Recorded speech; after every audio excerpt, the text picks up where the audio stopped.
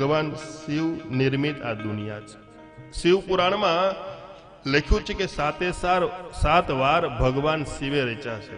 એમાં પહેલો વાર છે તે રવિવાર છે, અને રવિવારના દેવતા છે સૂર્ય, અને બીજો એ સોમવાર છે, એના દેવ છે શક્તિ જગદંબા, અને એ સોમવાર સંપત્તિના દેવતા છે. ત્રીજો મંગળવાર એ કુમારનો વાર્ગ છે, વ્યાધિનું નિવારણ કરે છે. બુધવાર એ વિષ્ણુ ભગવાનનો વાર છે. આ બધા ભગવાન શિવે આપેલા વાર છે. ગુરુવાર એ બૃહસ્પતિનો વાર છે, અને શુક્રવાર એ ઇન્દ્ર મહારાજનો વાર છે. જેને વૈભવ જોતું હોય ને એને ઇન્દ્રની ઉપાસના કરવી જોઈએ. શુક્રવાર એ ઐશ્વર્યનો વાર છે, ઐશ્વર્ય સંપન્ન. શનિવાર એ યમરાજાનો વાર છે. જેને યમની બીક હોય એને શનિવાર કરવો જોઈએ, શનિવાર. એમ 7 વારના પ્રધાન દેવતા તો મહાદેવ છે, પણ એને બધા વાર વહેંચી દીધા. સોમવાર એને લક્ષ્મીજીને આપી દીધો. દેવી આજથી સોમવાર તમારો. શિવ તાંડવમાં એ જે શિવ તાંડવ છે એમાં અંતિમ શ્લોકમાં લખ્યું છે કે આ શિવ તાંડવ જે બોલશે ને, લક્ષ્મીમ સદૈવ સુમુખીમ પ્રદદાતિ શંભો. આ શિવ તાંડવ પૂર્વનું ફળશ્રુતિ એવી લખી છે કે ભગવાન શિવને શિવ તાંડવ સંભળાવાથી ભગવાન તમને લક્ષ્મી સદૈવ આપે. સદૈવ તમારે ત્યાં વૈભવ રહે. ઐશ્વર્યના દાતા, ભોગના દાતા, મોક્ષના દાતા, ભક્તિના દાતા એ મહાદેવ છે.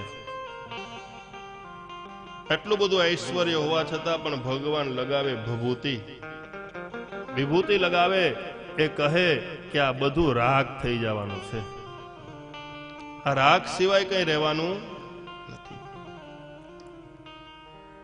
ઐશ્વર્યના દેવતા. આગળ નવગ્રહનું પણ ચિંતન કરાવું છે, કારણ કે આ સમષ્ટિ છે ને ભગવાન શિવમય છે. સૂર્યની ઉપાસના કરનારે સૂર્યની ઉપાસના મંત્ર જાપ કરવો જોઈએ, એમાં આંકડાનો હોમ કરવો જોઈએ, એમાં દ્રાક્ષનો હોમ કરવો જોઈએ. ચંદ્રમાની ઉપાસના કરનારાએ ખાખરાનો સમિધ અંદર હોમવું જોઈએ, અને શેરડી સાથે હોમવા જોઈએ.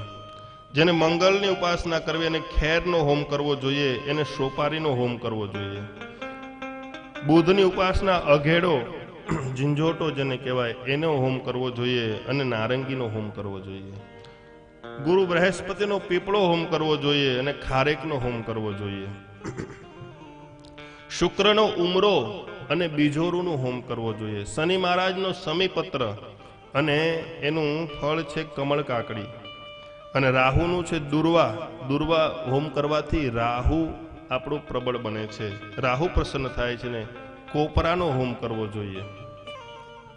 કેતુનો હોમ કરવાથી કેતુનું ફળ દર્ભ છે, અને એનું ફળ છે દાડમ. દાડમ હોમમાંથી કેતુ પ્રબળ બને છે. અને 9 ગ્રહો એ શિવાલયની અંદર જવાથી 9 ગ્રહ પ્રસન્ન થાય છે. પગથિયાથી લઈને ઉપર ધર્મની ધજા જે ફરકે ને એ કેતુનું સ્વરૂપ છે. મંદિરમાં તમે પ્રવેશ કરો એટલે ગોપુરમ, મંડપમ, ગણપતિ મંડપમ, હનુમંત મંડપમ, શિવાલય, ગર્ભગૃહ, આ બધા સ્ટેપ વાય અંદર પ્રવેશ આવે છે. સાઉથના મંદિરો, આપણા મોટા મોટા જ્યોતિર્લિંગ, એમાં અંદર જવામાં પ્રવેશ બહુ લાંબો હોય છે. એ બધા ચાલવાથી ગ્રહોના પ્રસન્ન થાય છે, બધા દેવતા પ્રસન્ન થાય છે. શિવાલયનો આકાર એવો હોય છે, શિવાલયનું બાંધકામ એવું હોય છે વિશ્વકર્માનું, કે આપણે ઓટોમેટિક પ્રસન્ન થઈ જાય. આપણું ચિત્ત અને આપણું મન, આપણી બુદ્ધિ અને આપણો અહંકાર શિવાલયમાં, શિવજીવમાં અર્પિત થઈ જાય. કરવું ન પડે, સામેથી એના બની જાય ભગવાનના.